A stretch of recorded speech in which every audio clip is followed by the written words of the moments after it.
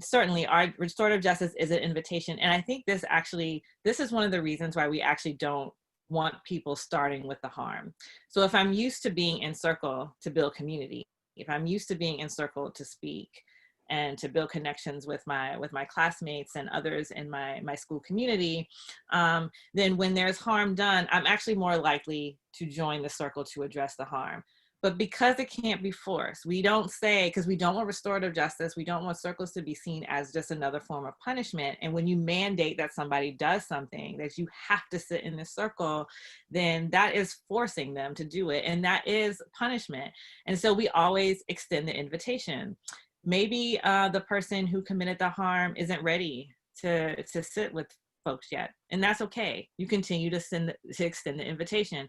And as Martha was alluding to, if I throw a desk in my classroom and I didn't just harm the teacher, I may have harmed the entire classroom community. That community can still sit together and talk about what happened and go into detail about what happened and start the healing process of what happened. Even if I'm not there, those conversations should still exist. When I'm harmed, I might not be ready to face the person who harmed me yet. And that is fine too. But maybe there are individual conversations that can happen with me, or individual conversations that can still happen with the person who committed the harm, but we continue to go back. At one point, I may be ready. I may never be ready, but at one point I may be ready. So we continue to extend the invitation. But it's really important that we don't force it, because the moment we start saying you must do it, that's the moment that it actually loses its effectiveness. And this is, again, this is also the reason why it's really important to not start with the harm, that the first time a person is introduced to sitting in circles should not be after a harm has occurred. So it's like, how do we normalize circles in the school building so that when harm occurs, it's just a natural flow, right, from community building to harm spaces, because we've spent so much time building community. Martha, did you want to touch on that one, or we go to the next question? I had something I wanted to add to that, but I forgot what it was. So you can go on to the next one. You can come back to it if you remember. Oh, I did remember. There you go. You know, and this is also going to speak to the critics of restorative justice who refer to restorative justice as being soft, right? Because it's not punishment. And really, I would say to all those people, I challenge you to sit down across from somebody that you have caused harm to and own it and see how that feels, and ask the person across from you how it made them feel when you did that, and listen deeply to what they say and pay attention to how it feels. It's probably one of the hardest things you can do as a human being.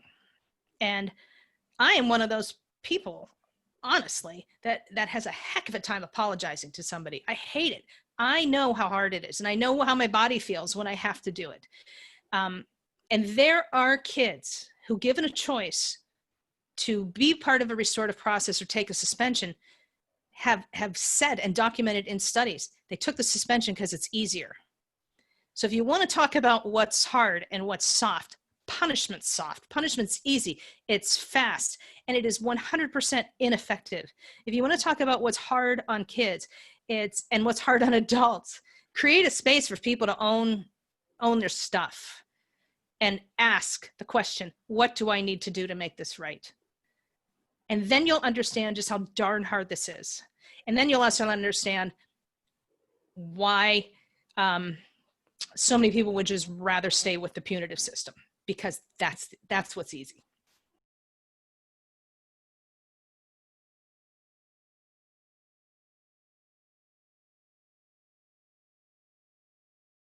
So, from an anonymous attendee, can you talk about the connection between restorative justice and racial justice? We'll start with you, Martha. I'm going to be quick with that one. There is no restorative justice without racial justice. Like I said before, schools are part of a white supremacist system in this country that have caused tremendous harm. So if we're talking about creating school cultures where every human being in the school is treated with dignity and respect and is seen as inherently worthy just for showing up as who they are, we have to address racial equity because this country does not operate under that set of values Yeah. and in that way of thinking. And schools are simply a microcosm of our society. What we have in schools is kind of a captive audience. So we have an opportunity to do more racial equity work within really the confines of that building and the people in it than we might have within an entire nation or state or county.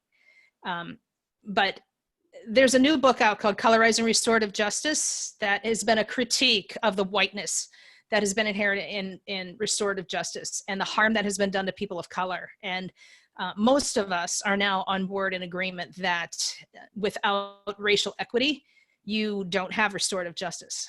And this is an important message to get across because education is extremely siloed. For example, with professional development, a school will send its teachers to trauma-informed practices, PD.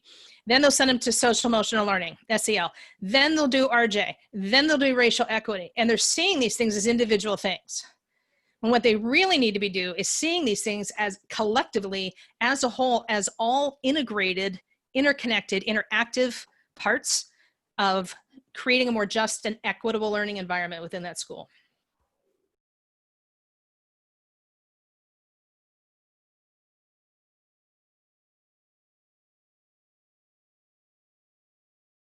And so for like the administrators that we work with, and we say this all the time, right? And so for example, you know, I know educators who are like, well, I really want to do this work and I really want to build these relationships. I want to invest the time in building relationships with my students, but I know I have to teach. And I know if someone walks past my door while I'm sitting in circle, right, I may be dinged for that.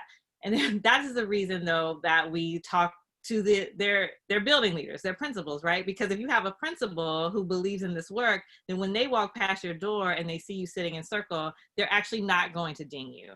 Or I know a math teacher who, you know, 2 years ago started doing this work, and she spent a considerable amount of time at the beginning of the year and before each class building strong relationships with her students. At the mid-year part of the year, she was behind all the other math classes in the school building. But she stayed the course. And by the end of the year, she was ahead of everyone. And the reason that was because once the relationships were established, the learning happened like that. She made up the time in the air. But not one time was she ever worried about her principal walking by her classroom door and seeing her playing games or relationships or doing things that did not have anything to do with math on the surface with her children, because her principal was on board and supported her work. And so that's why it starts with leadership, that we can't do the work just with educators in silos. We have to talk to building leaders and we have to talk to central office staff because it does have to be a systemic approach.